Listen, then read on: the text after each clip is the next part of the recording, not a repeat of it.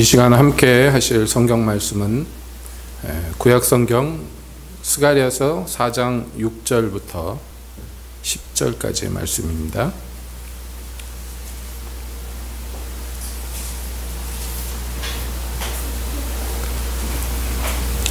스가랴서 4장 6절부터 10절까지 함께 보시겠습니다. 그가 내게 일러 가로되 여호와께서 스룹바벨에게 하신 말씀이 이러하니라. 만군의 여호와께서 말씀하시되 이는 힘으로 되지 아니하며 능으로 되지 아니하고 오직 나의 신으로 되느니라. 큰 산아 네가 무엇이냐? 네가 스룹바벨 앞에서 평지가 되리라. 그가 머릿돌을 내어놓을 때에 무리가 외치기를 은총이 그에게 있을지어다 하리라 하셨고, 여호와의 말씀이 또 내게 임하여 가라사대 스룹바벨의 손이 이전의 지대를 놓았은즉 그 손이 또한 그것을 마치리라 하셨나니 만군의 여호와께서 나를 너희에게 보내신 줄을 네가 알리라 하셨느니라. 작은 일의 날이라고 멸시하는 자가 누구냐? 이 일곱은 온 세상에 두루 행하는 여호와의 눈이라. 다림줄이 스룹바벨의 손에 있음을 보고 기뻐하리라. 아멘. 하나님, 이 시간 주님의 말씀 듣기를 원합니다. 저에게 오셔서 말씀하여 주시옵소서. 예수님의 이름으로 기도합니다. 아멘. 한 주간 평안하셨습니까? 오늘 우리는 스가랴서에 나오는 한 대목을 함께 보았는데 아마 여러분 귀에 익숙한 구절들이 오늘 본문에 있을 줄로 압니다. 힘으로 능으로 되지 아니하고 여호와의 신으로 된다 하는 말씀. 이 말씀은 개인적으로는 스룹바벨에게 주신 하나님의 말씀입니다. 스룹바벨은 누군가? 이스라엘이 하나님께 범죄함으로 말미암아 심판을 받게 되었습니다. 그래서 나라가 망했죠. 남쪽 유다가 그 후에 망하고 이제 남의 나라로 포로로 잡혀갔는데 바벨론이라는 나라로 잡혀갔다가 70년 만에 풀려나와서 그 중에 일부가 돌아와가지고 하나님의 성전을 다시 세우기 시작합니다. 근데 이게 그렇게 수월하지가 않아요. 하나님의 성전을 세우는 일이 여러 가지 어려움을 당하게 됩니다. 그래서 그 성전을 세우려고 이 바탕이 되는 지대를 놓고 나서 못 세우고 또 한참 지나고 조금 세우다가 또 한참 여러 가지 문제에 얽혀서 못 세우고, 이래서 하나님의 성전이 예루살렘에 다시 세워지는 데 있어서 여러 가지 어려움을 겪습니다.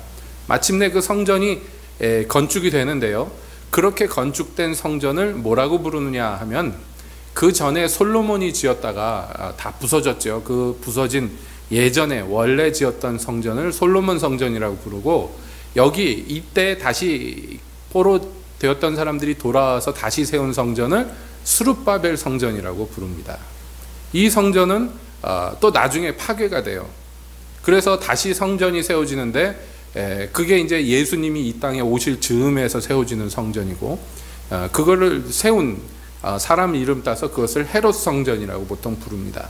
그 헤롯 대왕이 세우기 시작했던 그런 성전이기 때문에 그렇습니다. 아무튼 여기 이 스룹바벨이라는 사람이 주축이 돼서 성전이 세워지는데, 이 스룹바벨은 누군가 하면 이스라엘 사람이지만 이스라엘의 관리가 아니라 페르시아 제국에서 이 지역 총독으로 보낸 사람이에요. 그런데 이 사람이 와가지고 그 성전을 세우는 데 있어서 주축 역할을 합니다. 이 사람은 이 당시에 이스라엘 민족의 지도자죠. 이 세속 권력의 지도자가 스룹바벨이라면 그럼 영적 지도자는 누구였느냐? 이 당시에 대제사장 이름이 여호수아였어요. 그러니까 이 여호수아라는 대제사장과 그리고 스룹바벨이라는 이 총독이 같이 연합을 해서 백성들과 함께 성전을 세우게 되는데 그게 스룹바벨 성전입니다. 이 스가랴 선지자는 그 당시의 선지자인데요, 이들을 도와서 하나님 말씀을 대언하고 이 성전을 세우는 데 있어서 백성들이 요동하지 않도록 그들을 하나님의 말씀으로 권면하고 인도했던 선지자입니다. 자, 그런 배경을 지금 말씀드렸어요. 이 말씀들에 일어나는 배경입니다. 이게 이 당시에 성전을 짓고자 했는데 많은 문제가 있었어요. 안팎의 문제가 있었습니다. 외부적으로는 당연하지만 이스라엘 백성들이 여기 와서 성전 짓고 다시 뭐 성 건축하고 여기 와서 사는 거, 그 당시에 그 주변에 살던 이민족들이 전혀 좋아하지 않았어요. 오히려 그것을 굉장히 싫어하고 어떻게든지 회방을 놓고 방해를 하려고 했습니다. 여러 가지 방해들이 있었습니다. 외부적인 공격이 여러 가지 있었습니다. 그래서 나중에 이제 느헤미야서 같은 데 보면은 예루살렘 성전을 건축하는 데 있어서 어떻게 했느냐, 한 손에는 성을 건축하는 도구들을 들고 다른 손에는 무기를 들고 이렇게 그 무너진 예루살렘 성을, 회파된 것을 다시 복구하려고 하는 장면을 봅니다. 그러니까 외부적으로 굉장한 많은 위험을 당할 수밖에 없는 그런 상황이었고, 사실 이스라엘 민족은 포로 갔다가 돌아와서 뭐 몽땅 돌아온 게 아니라 그들 중에서 자발적으로 돌아오는 소수의 사람들이 돌아왔기에 힘이 없었습니다. 세력도 약하고요. 여러 가지로 부족했죠. 외부적으로 이렇게 연약한 게 있었고요. 그 다음에 문제는 내부적인 문제였습니다. 처음에 막 그 기대에 차고 흥분해가지고 고향 땅으로 돌아온 사람들, 그들이 막 힘차게 성전 지대를 놓고 막 환호를 하고 했지만은 여러 가지 시험들이 옵니다. 어려움들이 몰려옵니다. 그리고 과연 우리가 이 일을 할 수 있을 것인가 의구심이 듭니다. 그러니까 여러 가지로 내부적인 문제가 생길 수밖에 없어요. 이 내부적인 문제는 이걸 뭐라고 얘기하느냐면 시험 들었다고 얘기하는 거예요. 믿음이 처음에 시작할 때 믿음으로 시작했는데 이 믿음이 무너진 거예요. 여러 가지 환경들 때문에. 사실은 척박합니다. 외부적인 공격도 있지만 당장 먹고 살아야 돼요. 이 척박한 환경에서 생존해야 돼요. 어려움이 많죠. 그런데 거기에서 성전을 건축하네 뭐 해가지고선 차출돼서 돈도 써야 되고 시간도 써야 되고 이게 쉬운 일이 아니에요. 그리고 과연 이 큰 일이 우리 같은 이 작은 무리들의 손으로 이루어지겠는가? 의구심이 듭니다. 제일 큰 문제가 이것이에요. 손에 힘이 빠지게 하는 문제가 바로 여기에서 나오는 것입니다. 사실은 외부의 공격들은 큰 문제가 아니에요. 교회는, 하나님의 백성들은 항상 외부의 공격에 노출되어 있기에 마련이에요. 그거 이상한 것이 아니라, 그래서 너희 가운데 불시험이 있는 것을 인하여서 이상히 여기지 말라. 불같은 시험이 오는 것은 기독교인들에게 있어서는 당연한 일이며 우리에겐 세금 내는 것과 같은 그런 당연한 일들 중에 하나예요. 그러니까 그것 때문에 사실은 위축될 일이 없지만, 그러나 실제로는 그런 것들이 우리의 마음을 요동하게, 어려움을 겪을 때마다, 피곤함을 겪을 때마다, 또 반대를 직면할 때마다 뜻이 꺾이고 위축되고 뒤로 물러서고 주저앉게 되는 거예요. 이게 사실은 가장 큰 문제였습니다. 자, 이런 와중에 하나님께서는 선지자들을 보냅니다. 그 중에 한 사람 스가랴는 지금 여기에서 어떤 광경을 보게 되는데, 그것이 이제 4장에 나와 있어요. 4장에 나와 있는데요, 어떤 천사가 이제 계속해서 스가랴를 데리고 다니는데 깨웁니다. 그게 마치 잠들었다 깨는 사람처럼 깨나가지고 있는데, 그가 물어봅니다. 뭐가 보이냐? 그랬더니 순금 등대가 있는데, 그래요. 이 등대에는 등잔이 7개가 있어요. 등대가 이렇게 있는데 거기에 등잔이 7개가 있어요. 그러니까 이걸 그림으로 그리자면 유대인들에게는 굉장히 익숙한 형태의 등대인데요. 여러분 이런 사진이나 그림으로 보셨을 거예요. 이렇게 가지처럼 올라간. 그래서 이런 거기에 끝에 이렇게 불 붙이게 되어 있는 게 있죠. 그 등대가 달려 있는 거예요. 그게 이제 7개가 있는 등대인데, 그런데 그 가운데 꼭대기에 큰 그릇이 있어요. 그리고 이 그릇에서 그러니까 파이프가 나와 있어요. 작은 파이프들이 나와서 그게 어디로 연결되어 있냐면 등대에 연결되어 있어요. 그런 광경을 봅니다. 그리고 그 등대 곁에는 2 감람나무가 있는데 하나는 왼편, 하나는 오른편에 있습니다. 자, 그 광경을 지금 스가랴가 본 거예요. 하나님이 보여주셨어요. 그거는 이 땅에 뭐 실제 하는 게 아니라 환상 중에 본 거죠. 그랬더니 이제 스가랴가 천사한테 물어봅니다. 내 주여, 이것들이 무엇입니까? 그러니까 그가 대답합니다. 이게 뭔지 모르느냐? 내가 대답하기를 네, 잘 모르겠는데요. 그랬더니 이제 설명해줘요. 설명을 해주는데 스가랴는 지금 뭘 물어봤습니까? 지금 내가 보고 있는 이 등대, 이 광경이 무슨 의미입니까? 이렇게 물어봤어요. 그러니까 이 등대는 이런 얘기다라고 얘기를 해줘야 될 타이밍이에요. 근데 그때 천사가 스가랴한테 한 말이 오늘 읽은 본문의 말씀입니다. 이게 하나님의 사자가 이제 선지자 스가랴에게 하나님의 말씀을 전달해줘요. 그러니까 우리가 이 본문을 쭉 읽다 보면 조금 뜬금없는 얘기로 들릴지도 몰라요. 지금 이 등잔이 이 모양이 감람나무가 무슨 의미입니까? 라고 물어봤는데 지금 거기에 대고 뭐라고 대답합니까? 스룹바벨에게 하시는 말씀을 스가랴에게 말해요. 스룹바벨에게. 그러면서 뭐라고 그러냐? 이는 힘으로 되지 아니하고 능으로 되지 아니하고 오직 나의 신으로 된다. 지금 무슨 얘기를 하는 겁니까? 성전 건축하는 얘기를 하는 거예요. 성전 건축하는 얘기를. 그러면서 아주 광대한 얘기를 해요. 큰 산아, 내가 무엇이냐? 스룹바벨 앞에 무너져서 평지가 될 것이다. 스룹바벨이 그 성전을 다 짓고 머릿돌을 놓을 때 사람들이 은총 하면서 큰 소리로 외칠 것이다. 그러는 거예요. 그러면서 스룹바벨이 이 성 지대를 놓았은즉 그가 완성할 것이다. 하나님의 사자가 지금 선지자에게 말씀을 전달해 주는 거예요. 스룹바벨에게 하는 말씀을 전달해 주는 거예요. 그러니까 조금 타이밍이 이상한데? 라고 느낄 수밖에 없어요. 그러면서 덧붙여서 말하기를 작은 일의 날이라고 멸시하는 자가 누구냐? 이 일곱은 온 세상에 두루 행하는 여호와의 눈이라.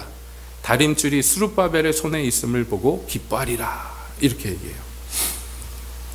우리는 이 하나님의 사자가 전달해 주는 말들을 잘 이해할 필요가 있습니다. 이런 것들을 뭐라고 얘기하느냐 하면 계시 언어라고 얘기해요. 하나님이 인간에게 계시해 주실 때 사용하는 언어 구조는 독특합니다. 우리는 이것을 잘 오해 없이 이해를 해야 돼요. 지금 상황이 그렇단 말이에요. 많은 사람들이 또 이스라엘 사람들조차도 심지어는 스룹바벨조차도 그 마음에 무슨 생각, 무슨 말이 있냐면 작은 일의 날이라고 멸시하는 마음이 있다는 거예요. 여기 작은 일의 날이라는 게 뭐냐면 이 성전 건축하는 이 모든 날들입니다. 이것을 뭐라고 이해를 하느냐면 사람들의 눈으로 볼 때 굉장히 미약한 사업이라고 생각하는 거예요. 굉장히 미약하다고 보는 거예요. 적들도 그렇게 보고 있고요. 여러분 느헤미야의 원수들이 뭐라고 그랬어요? 저것들이 모여서 뭘 하느냐? 그러면서 자기들끼리 비웃기를 저것들이 무슨 건물을 세워도 그 위에 여우 한 마리만 지나가도 다 무너질 것이다 그랬어요. 멸시했어요. 무시했어요. 왜냐하면 그게 물론 밉기 때문에 그렇게 얘기하지만 객관적으로 보면 상당히 일리가 있는 것이었어요. 그렇게 작은 무리가 하는 작은 일이었어요. 그러니까 이것을 볼 때 인간의 눈으로 볼 때는 어떻게 보이는 거예요? 굉장히 작은 일, 굉장히 미약한 일로 보는 거예요. 그러나 말이죠, 이것을 다른 눈이 보고 있어요. 그 눈이 뭐냐 하면 여호와의 눈이에요. 이 일곱은 온 세상에 두루 행하는 여호와의 눈이다 그랬어요. 여기에서 일곱은 우리가 잘 이해해야 되는데 첫 번째는 이 일곱이 지칭하는 게 뭐겠습니까? 앞에서 스가랴가 봤던 일곱 등잔이겠지요. 그리고 또 이 일곱은요, 뭘 의미할까요? 지금 4장에서 나오는 계시는 3장의 계시와 연결됩니다. 3장의 계시는 그 주인공이 누구냐면 여호수아, 대제사장 여호수아예요. 사단이 이스라엘 민족의 영적 지도자인 이 여호수아를 세워놓고 고발하고 있어요. 하나님의 재판정에 세워놓고요, 고소하고 있습니다. 왜냐하면 대제사장인데도 불구하고 더러운 꼴로 서 있기 때문이에요. 더러운 꼴로. 이것은 현재 이스라엘의 영적 상황을 보여주는 것입니다. 하나님의 백성 이스라엘이요, 온전하지 못해요. 더러워요. 부족해요. 그러니까 그걸 가지고 마귀가 참소합니다. 더럽다고. 그렇죠. 대제사장이 더럽게 하고 하나님 앞에 설 수가 있겠습니까? 불가능하죠. 그렇게 서면 법대로 하면 이건 죽어요. 죽을 수밖에 없어요. 여러분, 구약시대 제사장의 옷에는요, 옷깃마다 소리나는 구리를 달았어요. 그래서 사람이 움직이면 딸랑딸랑 소리가 나게 만들어놨어요. 옷을 그렇게 만들어놨어요. 왜냐하면 그게 두 가지 의미인데, 첫 번째는 하나님 앞에 나갈 때 제가 여기 있습니다 하는 표시로 하나님 앞에 나갈 때 조심조심 나가야 돼요. 도둑처럼 슬며시 나가는 게 아니라 딸랑딸랑 자기가 움직이는 소리를 내야 돼요. 뿐만 아니라 성 막 바깥에 있는 사람들이 그 소리를 들으면서 아, 대제사장이 또는 다른 제사장들이 하나님을 섬기는 일을 하는데 거기서 죽지 않고 현재 살아있구나 하는 것을 들을 수 있어요. 이게 이 생존과 굉장히 밀접한 관계예요. 그러니까 특히 대제사장은요, 자칫 잘못하면 하나님을 섬기다가 죽는 수가 있어요. 과장이 아니죠. 여러분, 아론이 대제사장으로, 그 아들들이 나머지 제사장으로 임명받던 날, 다른 날도 아니에요. 그날 얼마나 기쁘고 즐거운 날입니까? 얼마나 잔칫날입니까? 많은 그날 아론의 두 아들이 제사장 노릇을 한다고 하나님의 앞에 나가면서 엉뚱한 불을 들고 나갔다가 다 타서 죽어버렸어요. 그러고 나서 하나님이 법을 하나 새로 제정하셨는데 뭐냐면, 제사장들은 하나님 앞에 나올 때 술 취하면 안 된다. 그걸 미루어 짐작컨대 기분 좋은 날이잖아. 얼마나 축하하는 사람들이 많겠어. 제사장이 됐는데. 그러니까 너도 한 잔 나도 한 잔 그러다 보니까 기분이 막 좋아가지고 정신이 알딸딸하는데 하나님을 섬기긴 해야 되겠는데, 그러니까 손에 잡히는 대로 아무거나 들고 하나님 앞에 나갔다가 죽는 거예요. 그러니까 이게 보통 일이 아니에요. 대제사장이 더러운 꼴을 하고 서 있으면 이거는 심판받기에 딱 맞는 그런 모습입니다. 그러니까 마귀가 그를 참수하는 거예요. 이것은 이스라엘을 참수하는 거나 마찬가지예요. 이스라엘이 하나님을 섬기는 제사장 나라가 되어서 세상 모든 민족들 가운데 가장 앞장서서 하나님을 섬겨야 되는 역할을 하는데 현재 거기에 합당하냐? 아닙니다. 지금 심판받아서 남의 나라에 끌려가가지고 종노릇을 했는데 70년 동안 했어요. 그리고 돌아왔는데, 돌아온 건 좋은데 이 사람들이 문제가 많습니다. 대표적인 문제로 뭐냐면, 이제 히브리어를 쓸 줄을 모르게 됐어요. 히브리 사람들인데 히브리어를 못해요. 그럴 수 있을까 싶지만, 여러분 과거에 우리나라 일제시대 35년 지내고 났는데 이 일본어 잔재를 빼는데 얼마나 오래 걸렸습니까? 예. 저만 해도 그 젊었을 때까지 많이 일본어들을 썼어요. 예를 들어서 양파를 쓴다 그러면 양파라고 안 그러고 담아내기 몇 개 이렇게 아주 자연스럽게 썼잖아요. 담아내기 이빠이 넣어가지고서 해가지고서 요리한단 말이에요. 이런 말이 이상하지 않았어요. 우아기 곤색 우아기 입는다 이러잖아요. 이게 다 일본 말인데, 즈봉 스봉 있고, 여기서 이제 세대차가 나오는 거예요. 알아듣고 웃는 사람들은 늙은 사람. 저 사람들이 무슨 소리 하나. 이거 국가정책으로 빼내려고 그러는데도 얼마나 힘듭니까? 언어가요. 지금도 전문 직종에서는 일본말 아직도 많이 써요. 쓰는 줄 알아요. 그래서 공구 같은 것도 제가 한참 일할 때는 다 일본말 썼는데 요즘엔 어떻게 되는지 몰라요. 그냥 박스렌치 이러면 되잖아요. 쉬운데 그렇게 안 쓰고 뭐라고 썼더라. 복스 이렇게 해가지고 다 일본식 발음, 기립밭이 얼마나 남았느냐 이런 말 쓰고 그거 아주 자연스럽게 막 쓰고. 그런데요, 그게 우리나라 사람들이 어느 외국에 나가서 한 것이 아니라 계속해서 조선 땅에 남아 있었는데도 불구하고 그렇게 힘들었어요. 하물며 고향에서 뽑혀나가서 말도 통하지 않고 풍습도 다른 나라 거기 끌려가 가지고 70년 동안 거기서 종노릇을 했다는 것은, 그것은 쿤타킨테의 후예들이 아프리카 부족말 다 잃어버린 거나 똑같은 거예요. 그러니까 히브리 사람들이 히브리 말을 몰라. 그러니까 성경책을 갖다 줘도 읽을 줄을 몰라요. 이걸 어떻게 읽어야 되는지 무슨 뜻인지 몰라요.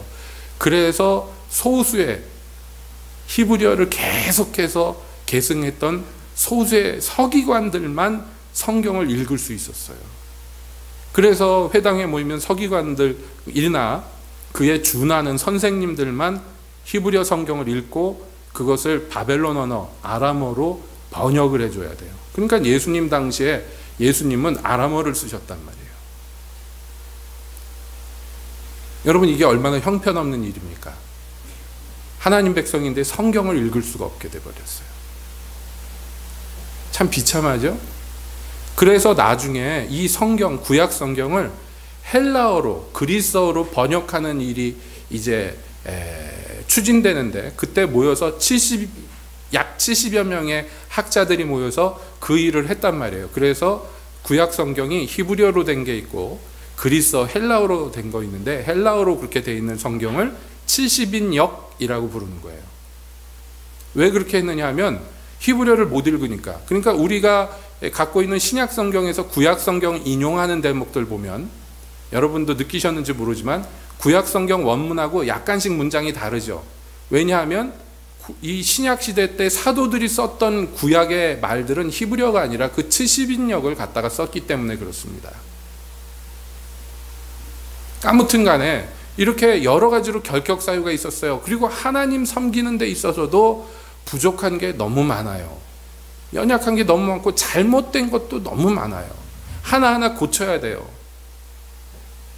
그러니까 말라기 선지자는 뭐 얘기합니까? 그 포로 갔다 돌아온 사람들을 향해서 뭐라고 얘기합니까? 11조 안 내는 건 도적질이다, 그렇게 얘기해요.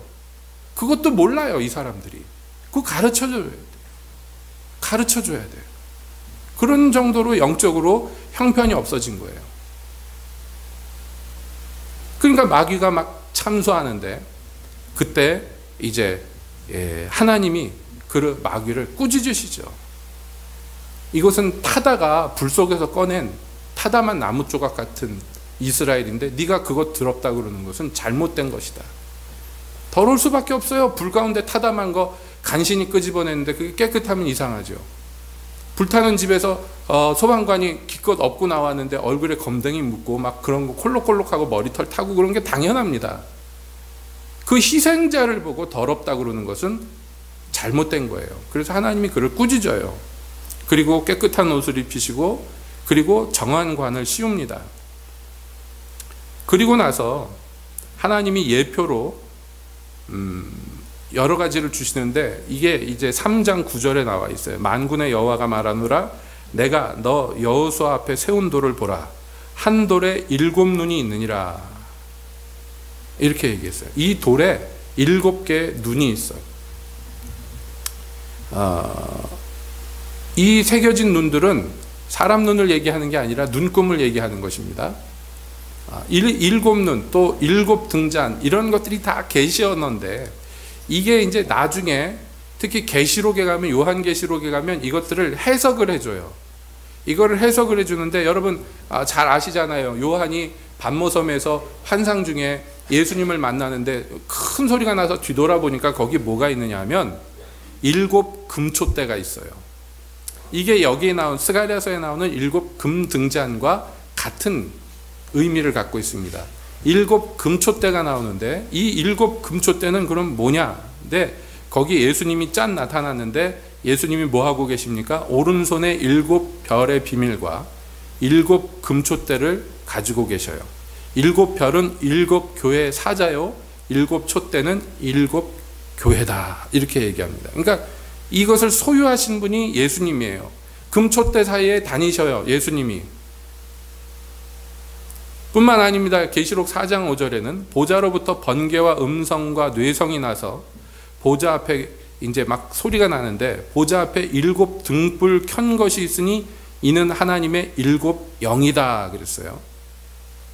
계시록 5장 6절에서는 내가 또 보니 보좌와 네 생물과 장로들 사이에 어린 양이 섰는데 일찍 죽임을 당한 것 같더라. 7 뿔과 7 눈이 있으니 이 눈은 온 땅에 보내심을 입은 하나님의 7 영이라 그랬어요. 그러니까 이 7은 뭐냐면 7 교회를 의미하며 이것은 하나님의 7 영인데, 이 7 영은 뭐를 하느냐 하면 온 세계 하나님으로부터 보내심을 받은 역할을 하는 이 영적인 존재들인데, 이 7 영이 곧 다른 말로 하면 뭐냐면 온 세상에 두루 행하는 여호와의 눈이에요. 이게 같은 의미로서 쓰입니다. 자, 그럼 봅시다. 하나님의 교회는 하나님 앞에 피워놓은 등불과 같고, 이 등불은 하나님이 온 세상을 밝히라고 보내신 하나님의 명령을 받은 존재들이고, 이 명령을 받은 존재들이 온 세상을 두루 다니는데 그것들이 보고 듣는 것이 곧 하나님이 보고 듣는 것과 같아요. 이해가 되시죠? 그러니까 여기에서 스가랴가 본 7 등자는 무엇을 의미합니까? 하나님의 교회를 의미하고, 지금 이 상황에서는 어떤 거예요? 바로 이스라엘을 의미하는 거예요. 이 하나님의 교회는 7 눈인데 이게 온 세계를 두루다니면서 하나님의 눈처럼 모든 걸 보고 있는데 지금 뭘 보고 있는 거예요? 스룹바벨의 손에 다림줄이 들린 것을 본다 그랬어요. 그리고 그것으로 인해서 기뻐한다. 여기 다림줄은 건축에 있어서 기준이 되는 것을 의미합니다. 지금도 최신 장비를 안 쓰는 데서는 이런 식으로 하는데, 예를 들어서 여기다 벽을 세워야 된다 그러면 그냥 벽돌로 막 세우면요, 사람이 세우다 보니까 삐뚤삐뚤 세워져요. 잘못해가지고 이렇게 안쪽이나 바깥쪽으로 휘게 세워버리면 어떻게 됩니까? 무너지겠죠. 그러니까 그것을 방지하기 위해서 먼저 벽 높이만큼의 이게 뭐 기둥 같은 걸 세우고 거기에서 쭉 내보내서 거기서 이 줄을 달아내리고 줄 끝에는 추 같은 거 무거운 게 달려 있어요. 그럼 거기부터 이렇게 쫙 달아내리면 그게 이 땅하고 딱 수직이 되겠죠. 그러면 그 줄에 맞춰서 이제 건물을 세워 나가는 거예요. 그 줄에 기준점을 세워서 이 기준점이 되는 줄이 다림줄입니다. 그러니까 건축의 기준이 되는 것을 누가 잡고 있어요? 지금 스룹바벨이 잡고 있어요. 그것을 하나님의 눈이 보고 기뻐한다는 거예요. 그러니까 다르게 얘기하면 뭡니까? 하나님의 일을 맡은 스룹바벨이 다림줄을 잡고 있는 것을 보고 하나님이 보고 계시고 현재 그것으로 인해서 기뻐하고 계셔요. 그러면 이것을 누가 방해할 수 있습니까? 누가 회방할 수 있겠습니까? 하나님이 지금 보고 계시다고요. 하나님이 7 눈이란 건 뭐예요? 모든 것을 보는 눈이에요. 이 7이라는 숫자는 완전한 숫자고 모든 것을 충족하는 숫자입니다. 영적인 의미로서. 그러니까 하나님의 7 눈이라는 것, 하나님의 7 영이라는 것은 부족한 게 하나도 없다는 거예요. 모든 것을 보고 있는 거예요. 하나님이 현재 지금, 그리고 그것으로 기뻐해요. 자, 그런데 거기에서 회방할 수가 있는 존재가 있겠냔 말이에요. 큰 산이 앞에를 막고 있어. 이 전진해야 되는데 그러면 어떻게 됩니까? 산을 돌아가야 되겠죠? 그런데 하나님은 그렇게 안 하시고 어떻게 하느냐면 그것을 무너뜨려서 평지가 되게 해버려요. 스룹바벨 앞에서 평지가 되게 하리라 그랬어요. 그러니까 이게 작은, 사람들의 눈으로 볼 때는 작은 일의 날이지만 이게 멍청한 소리라. 왜냐하면 사람 눈엔 그렇게 보이겠지만 하나님의 눈에는 전혀 다르게 보인다. 그리고 하나님이 기쁘게 보고 계시는 그것을 막을 수 있는 존재가 있겠습니까? 없겠습니까? 없어요. 지금 하나님의 사자가 스가랴가 이게 무슨 뜻입니까? 그랬는데 전혀 다른 얘기를 하는 것처럼 보이지만 다른 얘기가 아니란 말이에요. 먼저 알아야 될 것은 뭐냐면 너희들 중에 지금 일어나고 있는 이 모든 일은 하나님이 주관하시며 하나님이 보고 계시며 하나님이 기뻐하시며 하나님이 완성시킬 일이라는 거예요. 너희 눈앞에는 스룹바벨 인간 한 명이 보이겠지만 그러나 하나님은 이 모든 것을 주관하고 계셔요. 그래 놓고서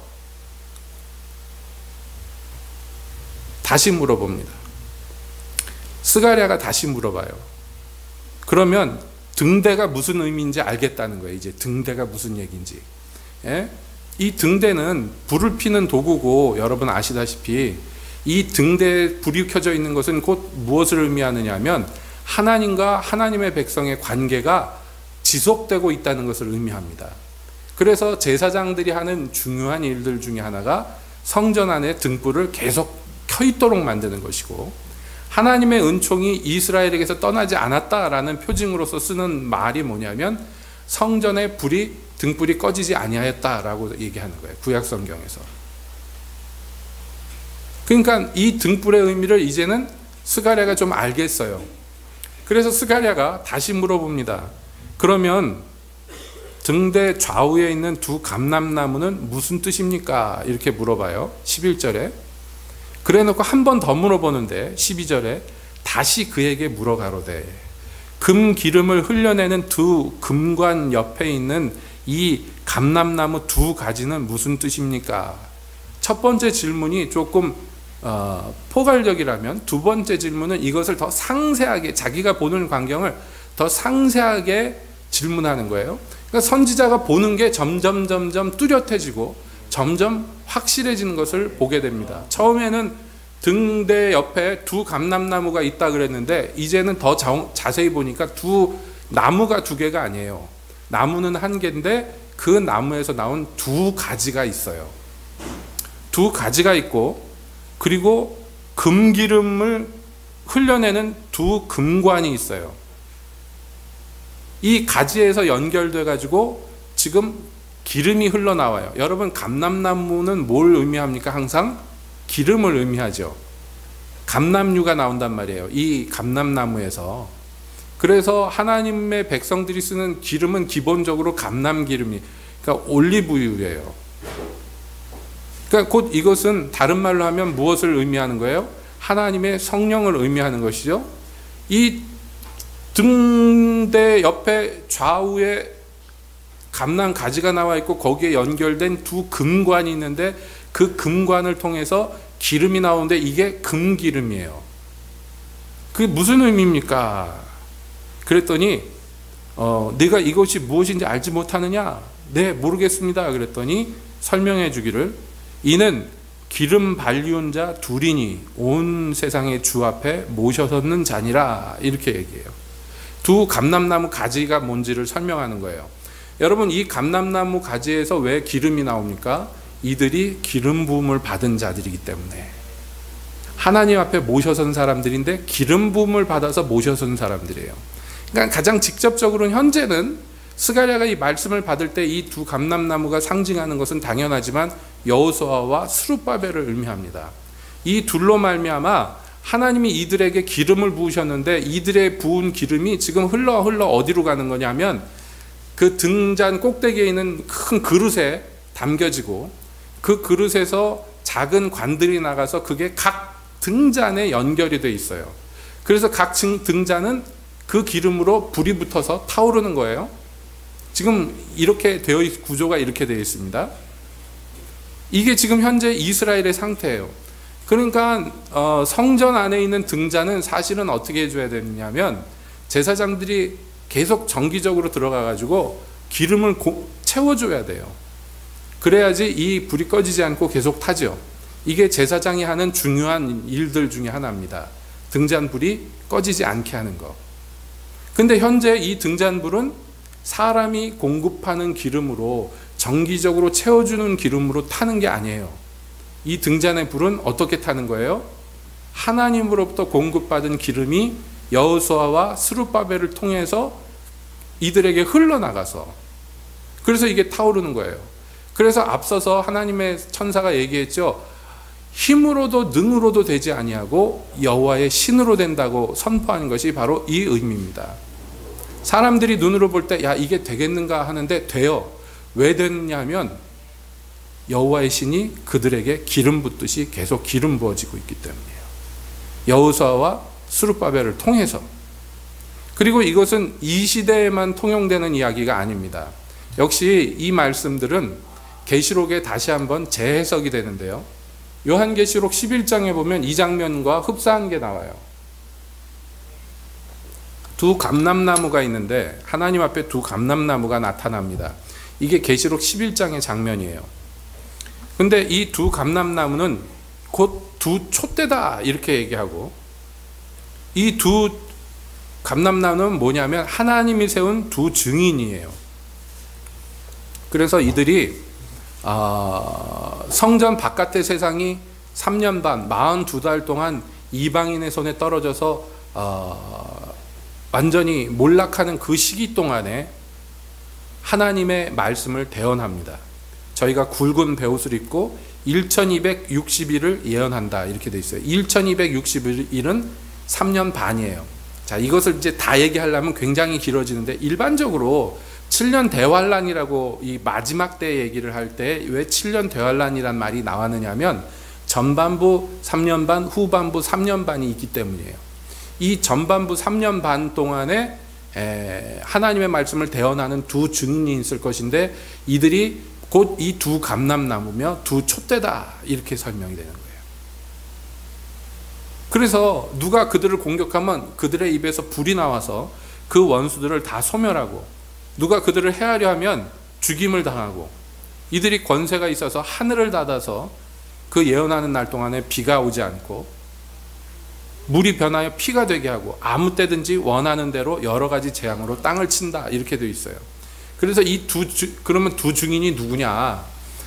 거기에 대해서 이제 해석이 분분한데 그래서 이단들이 이거 많이 사용했어요. 자기가 그 감람나무라고 막 이렇게 우기고 나온 이단들이 꽤 많았어요. 우리나라 대표적인 인간이 박태성 같은 인간이 자기가 처음에는 이 감람나무라고 그랬어요. 자기가 감람나무라고 그랬는데 점점 얘가 이제 승진을 거듭해서 하나님의 아들이 되더니 나중에는 하나님이 돼버렸죠. 이건 물론 자기 주장입니다. 근데 여기서 나오는 것은 우리는 정확하게 몰라요. 이 일이 이루어지면 그때 알 거예요. 그러나 이게 과연 진짜 인간 2명을 얘기하는 것이겠는가? 그렇지 않으면 이 두 증인이 바로 이 마지막 때의 교회를 상징하는 것이겠는가? 우리가 영적으로 생각을 해봐야 돼요. 그래서 결국에 이 두 증인, 두 감람나무는 무적행에서 올라오는 짐승의 군대와 싸워서 이게 아마겟돈 전쟁이죠. 거기서 죽임을 당해요. 죽임을 당했는데 이 짐승이 이 두 증인의 시체를 파묻지 못하게 하고 구경거리로 놔두는데 그 구경거리로 놔두는 것이 3일하고 반나절이에요. 그런데 그들이 죽은 데가 어디냐? 그 성은 영적으로 하면 소돔이라 하고 애굽이라고도 하니 곧 저희 주께서 십자가에 못 박히신 곳이니라 그랬어요. 그러니까 이 마지막 교회가 예수님과 같이 죽임 당하는 것과 같은 고난을 겪을 것을 우리에게 상징적으로 보여주는 장면이에요. 그럼 이 두 증인이 죽어가지고 시체가 사흘 반 동안에 노출이 되어 있는데 모든 세상 인간들이 기뻐하고 서로 선물을 주고받고 축제를 벌려요. 이 원수가 죽었다고. 이게 마지막 때 교회가 세상에서 어떤 취급을 당할 것인가를 보여줘요. 그러나 거기서 끝나지 않습니다. 그러나 3일 반 후에 하나님으로부터 생기가 저희에게 불어넣어요. 그래서 저희가 다시 일어나요. 구경하던 자들이 크게 놀라고 두려워해요. 하늘에서 소리가 나는데 이리로 올라와라. 그래서 저희가 듣고 구름을 타고 하늘로 올라가니 저희 원수들도 구경하더라. 그때 큰 지진이 일어나서 온 세상의 그 성의 10분의 1이 무너지고 그 지진에 죽는 사람이 7천이다. 이렇게 나와 있어요. 이게 이제 마지막 때 있을 일들에 대한 상징적인 예표예요. 구체적으로 이 두 증인이 어떤 존재냐? 그건 잘 모릅니다. 아마 우리가 이것을 직접 경험하면 이게 이 얘기구나 하고 알 수 있을 거예요. 그러나 분명한 것은 뭐냐면 죽을 정도로 큰 일을 겪고 마침내 영광스럽게 하늘로 올려갈 것이라는 것을 알게 됩니다. 그런데 이들을 뭐라고 불렀다고요? 두 감람나무며 두 촛대다. 그러니까 스게랴서의 말씀하고 이렇게 융합을 시켜보면 뭐냐면 이것이 곧 하나님의 백성이고 하나님의 종이며 하나님의 교회를 상징한다는 것을 우리가 알 수 있어요. 그러니까 스가랴 시대나 또는 그 전 시대도 그렇고 지금 사는 오늘날도 그렇고 말세도 그렇고 세상 사람들이 볼 때 이 하나님의 촛대들 또 하나님의 감람나무들은 작고 연약하고 보잘것없게 보일 거예요. 그러나 그것을 아무도 함부로 무시하거나 멸시하지 못하게 될 것은 왜냐하면 이걸 누가 붙들고 계셔요? 하나님이 붙들고 계시며 또 이들에겐 무엇이 있냐면 주님에게서 부음받은 기름 부음이 있다. 그 기름 부음이 이 불을 계속 타오르게 만들어 세상을 밝히고 그리고 감히 대적할 수 없어 보였던 큰 산들도 무너뜨려 평지로 만드는 그런 능력과 권세가 있다. 이게 하나님의 교회에 임하시는 역사하심, 영광이에요.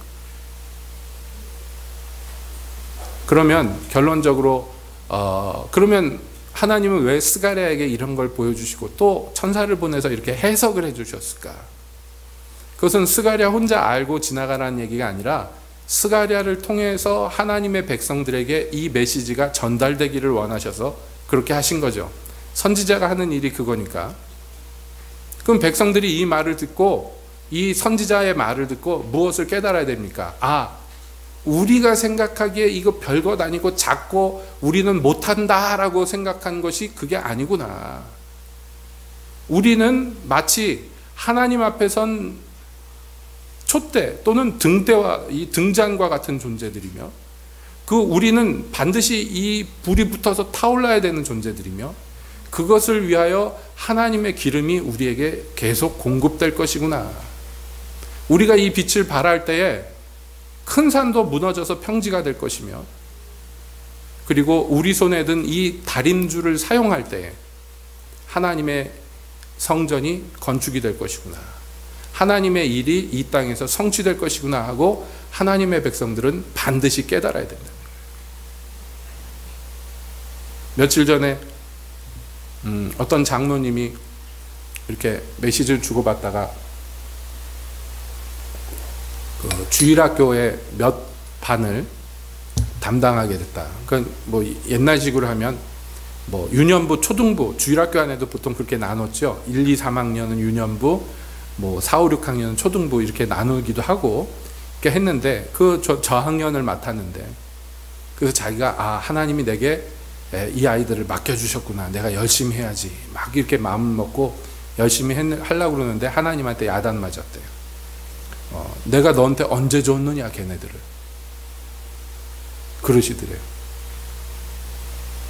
너는 하나님으로부터 이 아이들을 내가 받았다 생각하지 말고 그저 섬기기만 해라. 이 아이들을 내 것이다 생각하지 말고 이 아이들을 내가 섬겨야 되는, 내가 종노릇해야 되는 존재구나 생각하고 그렇게 섬겨라, 주님이 말씀하셨다고. 그래서 자기가 본인이 깨달았다 그러시더라고요. 귀하더라고요. 그렇습니다. 이거 별것 아닌 것처럼 보이고, 작은 아이들 돌보는 별것 아닌 것처럼 보이는 일인지 모르지만, 여러분, 하나님 나라에서 하나님 앞에서는 작은 일의 날이라는 것은 없어요. 우리도 그러므로 주님의 이 눈과 같이 되어서 주님이 보시는 것을 나도 보고 내가 보는 것을 주님이 보는 이 복된 관계로 들어와서 주님의 판단력으로 판단해야 돼요. 주님의 주신 그 다림줄로 다림줄의 역할을 하는 그 역할을 우리가 해야 된다. 이건 뭐냐 하면, 똑바로 섰느냐 삐뚤어졌느냐, 이게 다림줄에 근거해서 알 수 있는 거잖아요. 그러니까 우리가 여기 부름받은 여호수아나 스룹바벨 같은 역할로서 오늘날 우리가 부름받았습니다. 아니라고요? 여러분은 왕 같은 제사장이에요. 이 두 기름 부음 받은 종들이 바로 우리에 대한 모형이에요. 왕이자 제사장인 우리. 그건 내 힘으로 볼 때는 못하는 일이라도 내게 기름 부어주셨기 때문에 할 수가 있는 일들이에요. 여러분, 우리가 이 다림줄을 똑바로 안 들고 있으면요, 하나님의 집이 똑바로 세워지지 못해요. 우리가 여호와의 신으로 말미암아 이 일을 이루지 않으면요, 큰 산은 그냥 큰 산으로 있고 우리는 그 앞에 작은 자로 그냥 머물러 있을 수밖에 없어요. 이게 이제 우리 안에서 바뀌어야 됩니다. 말씀에 나온 대로 바뀌어야 돼요. 그래서 준비돼서 차곡차곡 준비돼야지 여러분, 마지막 때에 이 두 증인과 같이 하나님의 말씀을 대언하면서 이 세상과 싸워서 승리하는 자들이 될 것입니다. 이게 마지막 때의 교회가 보여줄 일이에요. 그래서 교회에 대한 이 마지막 때에 대한 해석의 그 대중적인 해석이 뭐냐면, 대환란 전에 큰 부흥이 있을 것이다. 두 증인이 활약하던 3년 반처럼 이 교회가 권세 있게 무슨 말을 하든 이 세상이 두려워 떨 수밖에 없는 그런 교회로 설 것이라고 우리는 이해를 합니다. 그때에 여러분 기름 부음 받지 않고 준비되지 않은 사람들은 다 낙오돼서 저 세상편에 가는 거예요. 이게 우리에게 예고되어 있는 것입니다. 그때 기름 준비되어 있지 않은 자들은 죄송한 얘기지만 저 세상편에 가 있을 수밖에, 이 두 증인편에 설 수가 없어요. 그러므로 주님께서 은혜 내려주시기를 원합니다. 우리가 이 세대를 분별하고 주님의 뜻을 분별하여서 스룹바벨이나 여호수아와 같은 부르심 가운데 우리가 불려졌다는 것을 깨닫고 맡겨주신 이 사명을 잘 감당할 수 있는 마지막 때에 주의 종으로, 기름 부음 받은 종으로 굳게 서게 되기를 예수님의 이름으로 축복드립니다. 기도합시다.